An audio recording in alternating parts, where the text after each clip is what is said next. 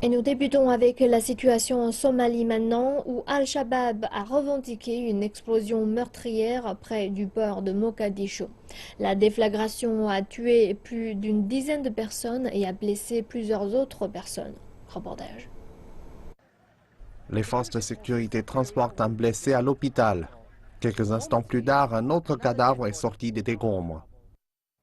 Selon les autorités, la cible principale de l'explosion était le bord de Mogadiscio, mais la déflagration n'a pas eu lieu là-bas et s'est produite à quelques mètres du bord de Mogadiscio, un site populaire surtout fréquenté par les travailleurs portuaires et les membres des forces de sécurité.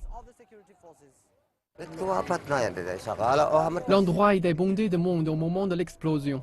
Les travailleurs portuaires changeaient de gare.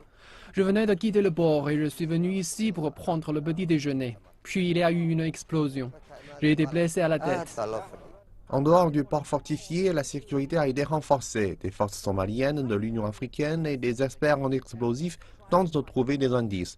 Et non loin de l'entrée principale du port, une image très sombre, une chemise blanche et un livre se trouvent sur le sol. La chemise est maculée de sang.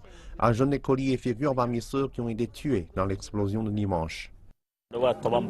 Au moins 10 personnes sont mortes, plusieurs autres ont été blessées. Mais ce bilan risque encore de s'alourdir. Le véhicule chargé d'explosifs était une mini-fourgonnette. La cible n'était pas un poste de contrôle, mais une zone fréquentée par des civils.